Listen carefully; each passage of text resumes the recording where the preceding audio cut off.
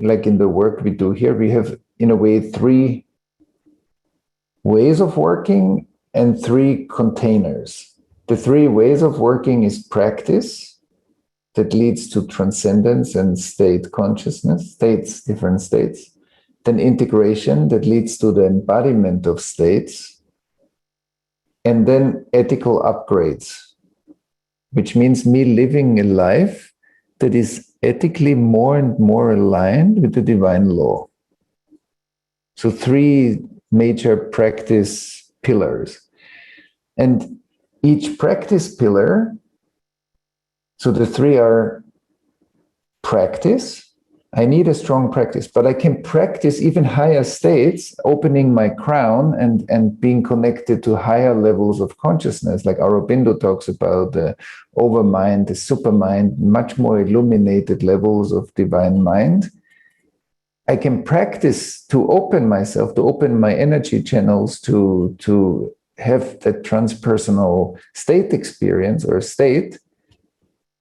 But I can only practice my nervous system, even on all levels, on all energy levels, where I'm consciously connected to my nervous system. The shadow worlds might stay untouched. I can have very high state experiences and still have similar trauma and shadow fields in myself.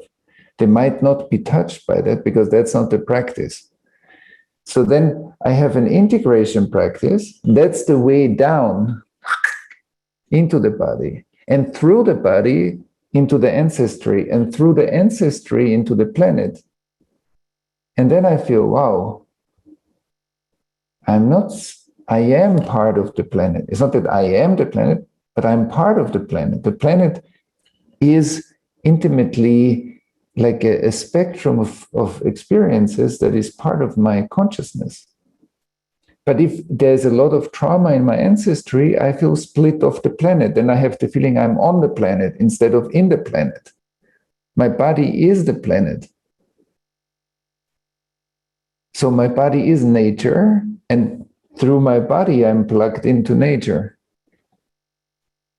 But trauma creates a split in those structures and pipes. So everything that's disconnected in my ancestry, all the ancestors that cannot look at each other, and all the trauma in my ancestry that is not integrated, lives somehow in my body too,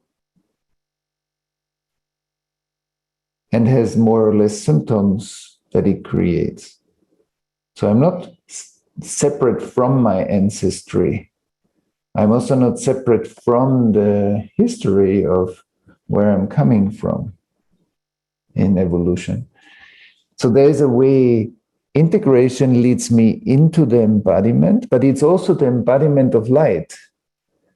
Some people try to practice higher states and think that's the work, but that's in the mystical work. We call this the initiation stage or the realization, but the realization needs to be embodied.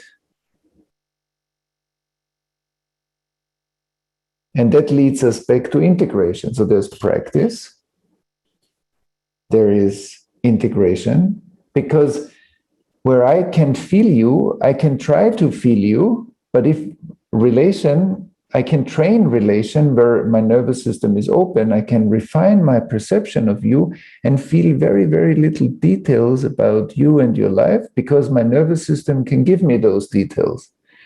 But if my nervous system is blocked because I'm traumatized, I can practice a lot, but I won't open my nervous system to that level of subtlety in relation. So practice is refinement. Integration is opening up the channels in order to refine them.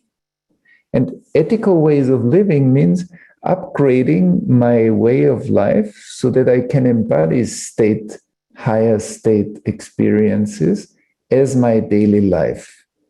That's why in the traditions we call the sitting samadhi is one state, the walking samadhi is a higher state. Walking means embodied. Sitting samadhi means in the cave. Walking samadhi means in the valley, not anymore on the mountain. So the mountain and the valley became not two,